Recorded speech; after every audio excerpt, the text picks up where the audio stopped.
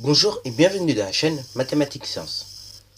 Aujourd'hui, je vais vous présenter et expliquer une vidéo qui est une vidéo en espace et géométrie et plus précisément sur le deuxième épisode de comment construire une médiatrice. Donc, comme tu peux le constater, pour le deuxième épisode, nous allons voir comment construire une médiatrice, mais cette fois-ci avec un triangle. Ok? Bon, d'ailleurs, tu pourras appliquer, comme on va pouvoir le voir, deux méthodes, voire une troisième méthode si vraiment tu es bloqué. Ok? Bon, alors je rappelle que si tu n'as pas vu le premier épisode sur comment construire la médiatrice d'un segment, surtout n'hésite pas à voir le premier épisode, parce que c'est à partir du premier épisode que nous allons pouvoir justement euh, essayer de construire la médiatrice des trois sommets, enfin du triangle, ok? Donc des trois côtés plutôt.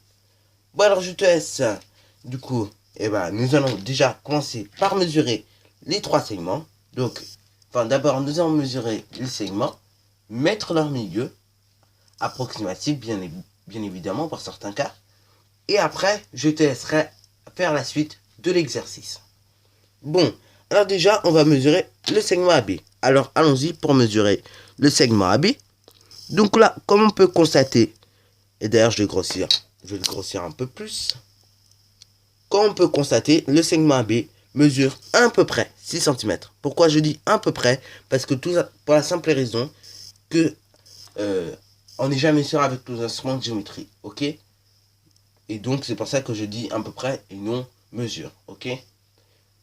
Bon, parce que tout simplement dans une classe, on est par exemple une classe où les élèves savent bien manipuler leur instrument de géométrie, exemple la règle, il y en a qui vont trouver 6,1, 6 cm, 5,9. Bon, tu vois ce que je veux dire.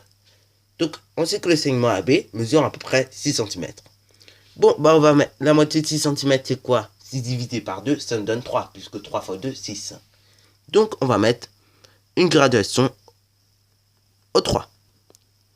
Ok?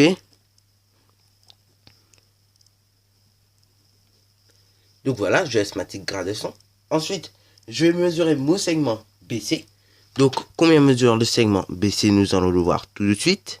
Donc, le segment BC, pareil. Je ne vais pas dire qu'il mesure 5 cm. J'en suis presque sûr, mais on n'en est pas vraiment sûr.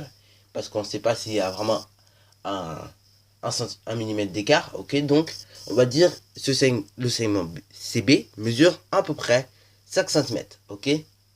Même si c'est vrai que je t'avoue que j'ai construit ce triangle avec le compas, et que je sais que ce segment mesure 5 cm, j'en suis pas sûr. Donc je vais dire quand même à peu près. Bon, la moitié de 5 cm, c'est combien? C'est 2,5. Parce que 2,5 multiplié par 2, ça me donne 5. Ok? Donc je vais mettre une graduation à 2,5. Ok? Un conseil pour les graduations. Lorsque tu mets tes graduations, essaie de les faire bien parallèles. Oui, bien parallèles ou bien où tu essaies, ou essayer de bien. En tout cas, faut que tu essaies qu'ils soient bien correspondants, ok? Faut bien essayer que ça soit correspond et que ça suive bien la ligne, ok? Sinon, après, ça risque d'être compliqué lorsque tu vas devoir relier ces points. Bon, alors, pareil, on va mesurer le segment AC. Alors, le segment AC, c'est pareil. Il mesure, bon là, à peu près 7 cm, ok? Et donc là, la moitié de 7 cm, c'est 3,5. Ok? Et donc voilà, maintenant, je te laisse avec la suite de cet exercice. Alors, si tu as envie de reproduire cette figure et donc de réaliser la suite, n'hésite surtout pas à mettre ta vidéo en pause et donc réaliser la suite de cet exercice. Bon, correction. Alors là, pareil, il y a deux méthodes de construction. Soit tu prends la méthode qui est la plus sûre avec le compas. Ok, donc tu prends un écartement plus grand que la moitié. Ou sinon, vu qu'on a déjà tracé nos moitiés, soit tu prends la règle et l'équerre. Ok, bon, et après, troisième méthode, mais qu'on n'enseigne pas toujours aux élèves, tout simplement, une méthode, pardon, qui relie un peu les deux. Ok, voilà, on va essayer de on va essayer de varier un peu les méthodes et donc de voir comment ça fonctionne. Bon, bien sûr, dans un exercice ou dans un devoir maison, je te conseille pas forcément de suivre toutes les méthodes. Ok? Bon, C'est vrai que la méthode avec la règle et l'équerre, c'est bien parce que ça ne te met pas trop de tracés sur la feuille. Mais par moment, on n'a pas le choix d'utiliser le compas quand on n'est pas sûr d'une longueur. Bon, alors qu'allons-nous faire déjà? Donc nous allons tracer la médiatrice du segment AB. Donc je rappelle qu'on va mettre l'équerre. On va placer la règle comme ceci. On va mettre l'équerre le long de la règle. Ok. Bon, on essaie de faire le plus précis possible. Ensuite, qu'allons-nous faire? Eh ben, on va appliquer la même technique que pour tracer 10 droites perpendiculaires ou 10 droites parallèles. Donc on construit, à savoir, on construit une partie de la médiatrice. Ok. Donc voilà. Bon, je vais bien la faire voir cette médiatrice. Je vais bien vous faire voir la médiatrice. Donc voilà, je rappelle, on met l'équerre comme ceci et la règle le long du segment AB. Et donc voilà. Donc voilà, voici une partie de la médiatrice. Qu'est-ce que je fais? Tout simplement, je vais mettre le long de la médiatrice et bah ma règle. Et je vais prolonger la médiatrice. Voilà. Donc je rappelle, là, une fois qu'on a fini la construction, et bah éventuellement tu peux vérifier avec la règle la mesure du segment AB qu'on a déjà mesuré, à savoir 6 cm. Et est-ce que bien sûr la médiatrice se trouve à peu près 3 cm. Ok. Bon là on voit bien, ça se trouve à peu près à 3 cm. Ok. Bon maintenant, et ben, ce que nous allons faire, on va mettre tout simplement le codage. Donc là on va mettre un codage de angle droit pour nous dire que la médiatrice est perpendiculaire au segment AB. Et ensuite on va mettre le codage pour dire que les longueurs sont égales. Ok, donc la distance entre la médiatrice que je nomme D est la même. La distance entre le point A et la médiatrice que je nomme D est la même qu'entre la médiatrice nommée D et le point B. Et d'ailleurs, tu remarqueras que la médiatrice que j'ai nommée D est l'axe de symétrie du segment AB. Bah oui, parce que si tu plies le point B le long de la médiatrice que j'ai nommée D, ok, donc cette médiatrice-là, et bah tu remarqueras que le point B va se superposer sur le point A. Ok. Bon, maintenant, réalisons la même chose pour construire la médiatrice du segment du côté BC. Bon, alors là, nous allons changer un peu de méthode. Malgré le fait qu'on a déjà pris la moitié de notre côté BC, et bah nous allons essayer quand même avec la méthode du compas. Bon alors, je rappelle, méthode du compas. On met la pointe du compas sur le point B. Ok. Et ensuite, qu'est-ce que je fais? Je prends un écartement plus grand que la moitié. Ok. Et vu qu'on a déjà la moitié, et ben, ça va être très simple de prendre l'écartement plus grand que la moitié. Ok. Donc là, je trace un premier arc de cercle. Aussi bien en haut. Et je fais de même en bas. Donc voilà pourquoi généralement, eh ben, on conseille plutôt d'utiliser la règle et l'équerre. Parce que, après, si tu te mets à tracer les 3 médiatrices, ok, avec cette méthode-là, eh ben, ça risque de... Enfin, c'est pas que ça risque de faire mal, mais je veux dire, ça risque de faire trop de construction et de traces de construction, en fait. Bon, alors, bien évidemment, on laisse le même écartement. On va mettre la pointe du compas sur le point C. Et donc là, on va faire en sorte que cet écartement-là, avec l'autre écartement, se coupe.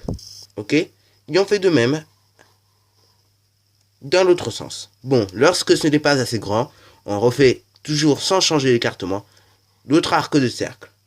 Et là, qu'allons-nous faire? Eh bien, très simple. On va relier les 2 arcs de cercle. Ok. Donc, enfin, pardon, l'intersection des 2 arcs de cercle, que je vais mettre d'ailleurs en couleur. Voilà, en bleu. Et donc, je vais relier l'intersection des 2 arcs de cercle.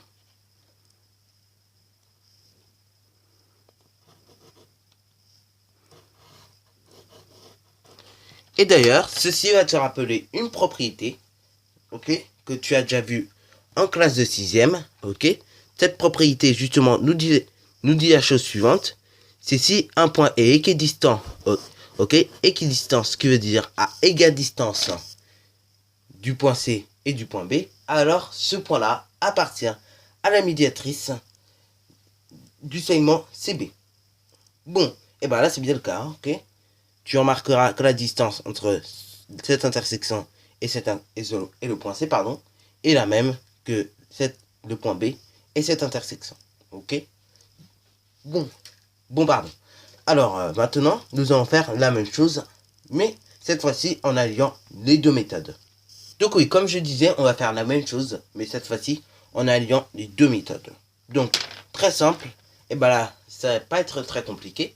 Et ben on va faire tout simplement deux arcs de cercle, plus grands que la moitié. Donc je rappelle la pointe du compas sur le point C, ou sur le point A d'ailleurs. Et donc là, on va faire deux arcs de cercle, plus grands que la moitié. Ok, je fais de même pour le point en piquant la pointe du compas sur le point A. Alors tu auras remarqué que d'ailleurs je n'ai pas fait la même chose en bas, tout simplement pour ne pas surcharger la construction. Ok, bon maintenant qu'allons-nous faire? Et ben là c'est très simple, on va prendre notre équerre, ok, qu'on va mettre le long du segment BC. Donc voilà, je vais mettre ma règle comme pour tracer des perpendiculaires, ou des droites parallèles d'ailleurs. Et donc, ce que je vais faire, c'est relier tout simplement l'intersection des deux arcs de cercle au milieu. Donc voilà, je relie l'intersection des deux arcs de cercle. Ainsi, jusqu'au milieu de notre côté AC. Donc là, je n'ai tracé qu'une partie, comme tu as remarqué. Et ben là, je vais finir la construction.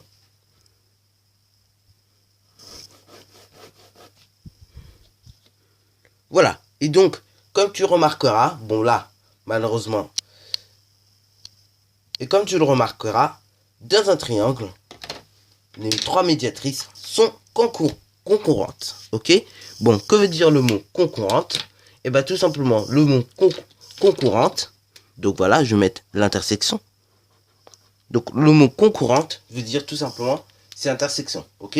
Donc, en gros, les trois médiatrices se coupent pour former une intersection. Et d'ailleurs, cette intersection, on va y travailler dessus, mais ce sera dans le troisième épisode de la vidéo sur comment construire une médiatrice. Et bien cette intersection là, et ben justement, va nous permettre de construire quelque chose. Bon, si tu penses connaître ce qu'on peut construire avec cette intersection là, surtout n'hésite pas à me l'envoyer en commentaire, et donc je pourrai éventuellement t'y répondre dans la prochaine vidéo. Bon, voilà, c'est déjà la fin de cette vidéo. Alors si tu as bien aimé, n'hésite pas à liker, à commenter, et surtout abonne-toi pour ne rien manquer de tes futures vidéos.